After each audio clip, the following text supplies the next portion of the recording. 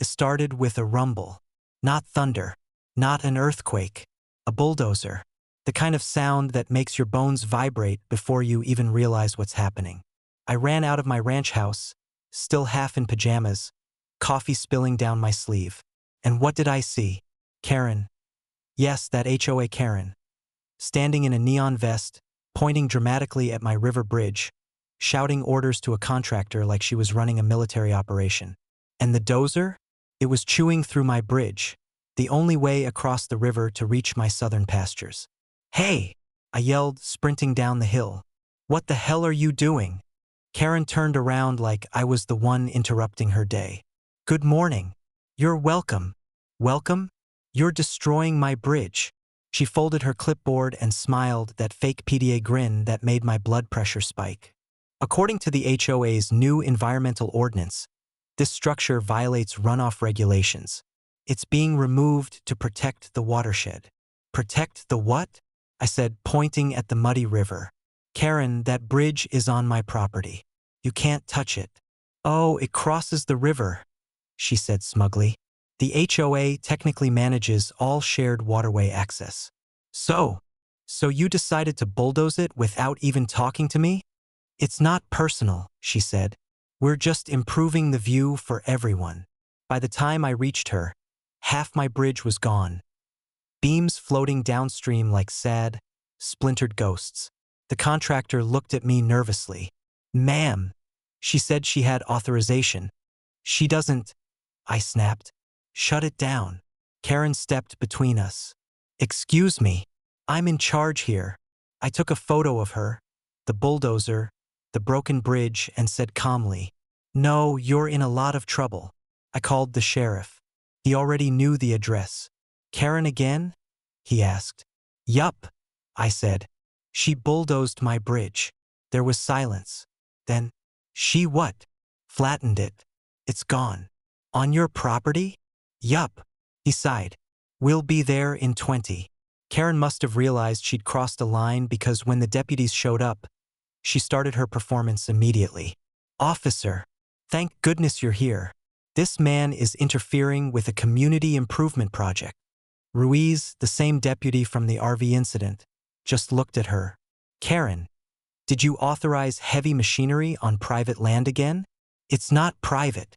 It's a shared ecological corridor. He turned to me. You got a title deed?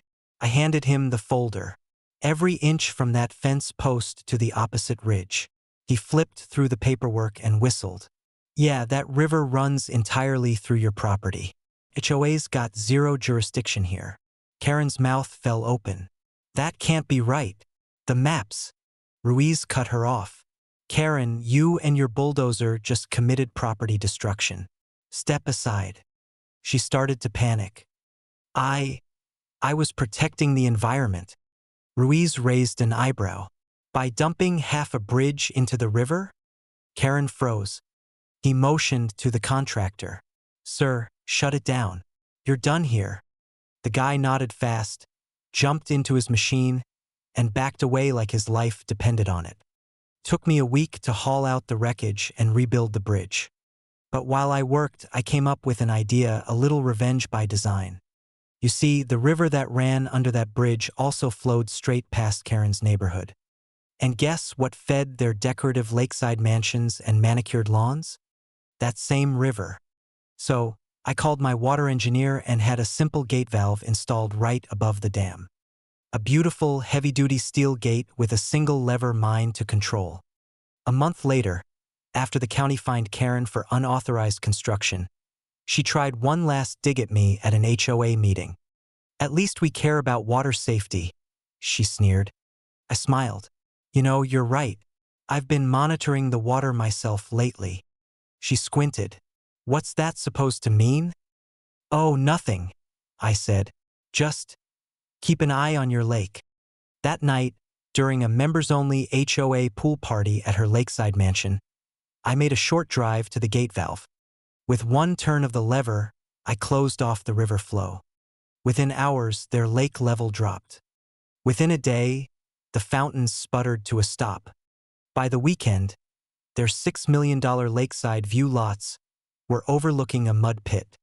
Karen came storming up my driveway, covered in dust, screaming, "You can't do this. You're ruining the neighborhood."